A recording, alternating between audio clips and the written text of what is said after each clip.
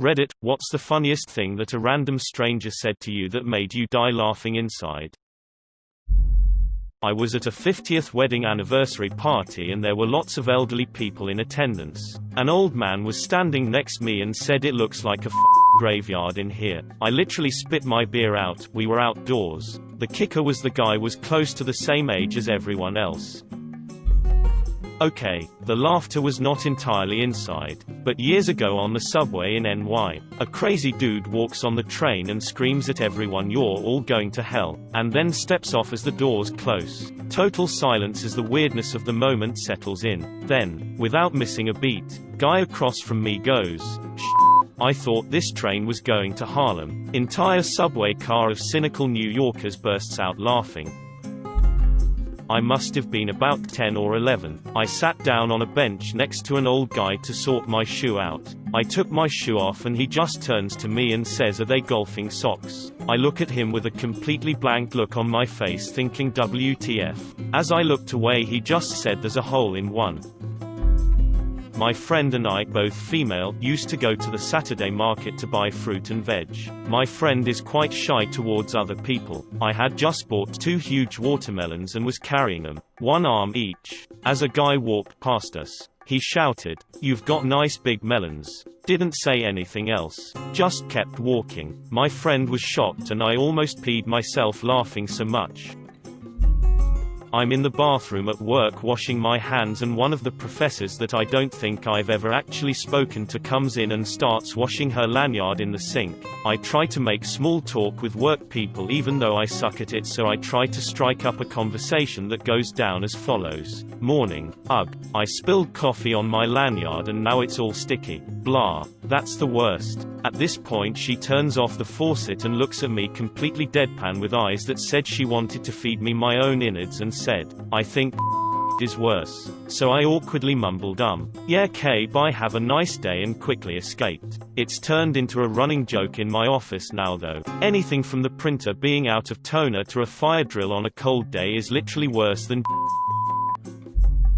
May of 2000. Passing through Norwood, Louisiana with a friend. At around 2 in the afternoon we stopped to gas up, grab some snacks at the most podunk gas station known to man. A young man, extremely agitated, comes in with frustrated gestures and angrily shouts, gestures at the cashier with an accent that is beyond region, beyond stereotyping, beyond anything I have heard before. "Where da goddamned Wally Melines at the top of lungs." Approaching hysteria and tears.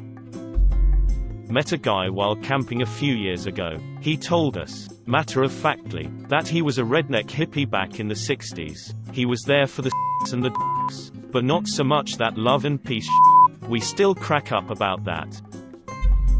The college I attend frequently has local elementary and middle school kids on tours, especially on Fridays. One particular Friday I was in line for the cafeteria when a group of kids came walking by with a tour guide. One kinda chubby little dude looked a bit uncomfortable. He was biting his lip a little, and sweating. This part of the tour is usually when they have a bathroom break, and clearly Buddy needed to go. At this point I should note that the bathrooms are visible from where we're standing, but the tour guide, a fellow student of mine, didn't seem to notice. She just kept going on and on, talking about the history of the building. I watched this kid go from nervous, to deeply anxious, to visibly clenching over a span of about 3 minutes. He's staring at the stick-figure dude on the men's bathroom sign as if it was the risen Christ. Muz. Tour guide takes a break in her spiel. I figure she's done. The next words out of her mouth will be ones to free this boy from the purgatory that is having to use the bathroom on a school trip.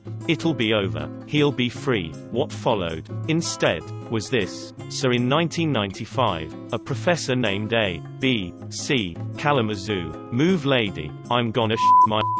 He ran past her to the bathroom, and presumably destroyed it. Poor guy. Had the entire line in tears with laughter though.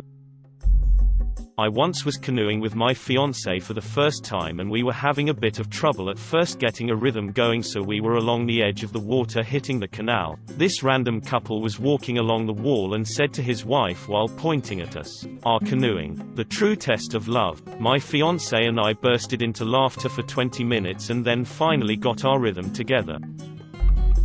Worked at a smoke shop that sold electronic cigarettes years ago. A customer came in complaining that the new flavor made her pee smell funny. I couldn't keep a straight face when I said I wasn't sure if that was related. Then she says, "Oh, well, it could be an STD or something, I guess. Thanks," and walked out. A few years ago I let my friend cut my hair. It did not go well. I was living in Philadelphia at the time and was walking through South Philly when I passed two strangers in the middle of the conversation. As I pass, one of them says to the other, "Hold up, I gotta talk to this guy." He proceeds to shout to me, "Ayo, your hair looks like shit. Come over here." I was amused, partially because of his bluntness and partially because he wasn't wrong. I was curious, so I walked over to him. He says, "Look, a buddy of mine owns a barber shop 2 blocks away. Here's his business card, I'll write my name on there. If you mention that I sent you, he'll give you a good deal. Brew. But seriously, take care of that shit." I never ended up going to his friend's shop, but I frequently use this story as the perfect example of Philly culture. Rude, blunt and in your face, yet somehow coming from a place of genuine care. Plus, it's hilarious. In high school we were walking down the hall to the buses and I heard two girls in a conversation that cracked me up and confused me. Girl 1, "Yeah, I'm going to random guy's house tonight. Something to the effect of looking forward to it." Girl 2, "Ah, well, make sure you bring protection." Already kinda weird as they're just talking in the hall. Girl 1, "What? No, I'm not gonna be doing anything like that." Girl 2, "No, I meant like a knife or something. I've been laughing about that for a while now." No so much said to me as overheard. Walking down the street with my fiancé after dinner, a man and woman pass us. Very clearly I heard the man say, "And that's the second time I got crabs. I just keep a special little comb at the house now, just in case." I'm not sure of any particulars and have thought about that interaction often. So many questions. I know they heard me laugh though. I was in the drive-thru of a Wendy's one time. An employee exited the building with his headphones on and was singing "Who Let the Dogs Out" at the top of his lungs. He saw me, stopped singing, and started walking away. A few seconds later he come up to my window and said, "Yes, that is what I'm listening to." Then he walked away. I laughed so hard at the whole situation. An old man on the street with a big, jack-o'-lantern grin on his face and 2 chihuahuas under each arm loudly proclaiming to no one in particular, "I used to carry grenades. Now I carry dogs. I used to be a smoker." One time a scruffy-looking man asked me for a light. I told him I only had matches. It was very windy. He said, "That's okay, there's a trick to it. You light the match and then suck down real hard. You get a mouthful of sulfur that way, but you gotta have a trick when you're going 30 miles an hour on top of a tank." A few months ago I was waiting at a road crossing with loads of other strangers, waiting for the man to turn green. This was a busy main road in my city. A little girl on the other side of the road did the most accurate impression of the beep beep that the crossing makes so blind people know it's safe to cross. And the entire crowd of people just stepped into the road. I had seen her do it, so I stayed put, but I couldn't stop laughing. My girlfriend was confused. 50 adults pranked by one absolute genius 6-year-old. It was magical. Just the other day, checking out at the Cracker Barrel, the older gentleman ringing my wife up accidentally said, with all confidence, "Have a thank you." Someone called me, said "piece of pizza," in a Mexican accent and hung up.